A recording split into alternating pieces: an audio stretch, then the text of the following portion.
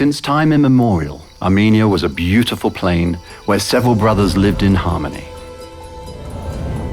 Waking up at the crack of dawn every day, they would fasten their belts, greet each other with a bear hug, and get down to work. Years passed, and the brothers grew older and became weary and forgetful.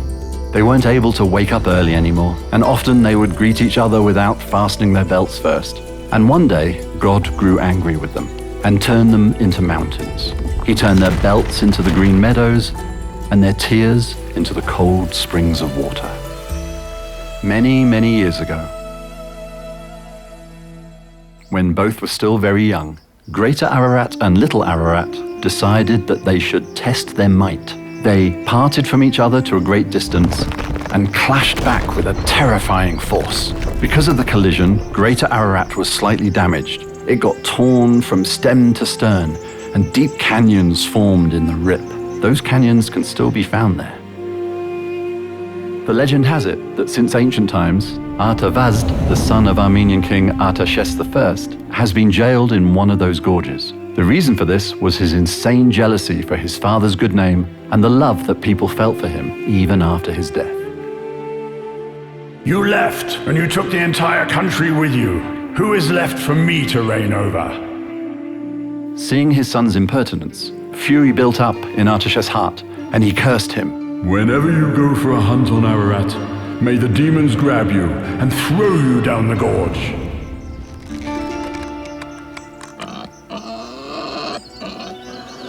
And so it happened. It is believed that the rebellious Artavasd is still there, chained in Mount Ararat.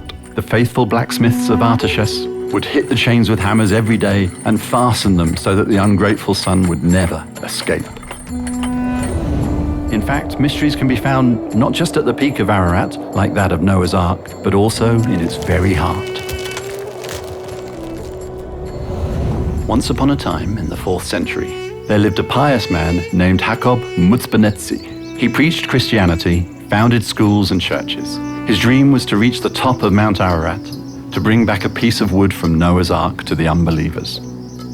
With great difficulty, leaning on his staff, he finally crawled up the mountain. Sometime towards the evening, he stopped due to fatigue and began to pray. He could barely keep his eyes open, and so he fell fast asleep.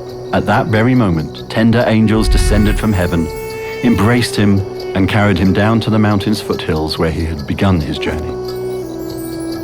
The man didn't want to give up so easily, so he kept on trying.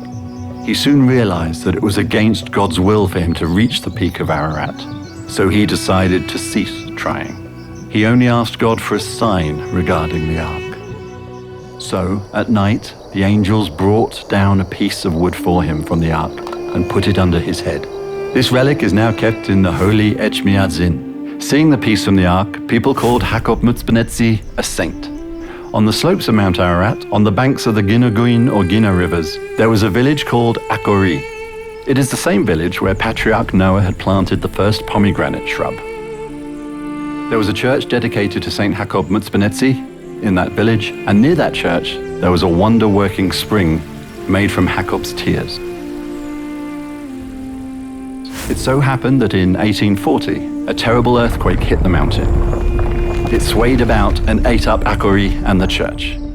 However, it left the cross stones of the graveyard intact. And the rest of that story we will learn about later.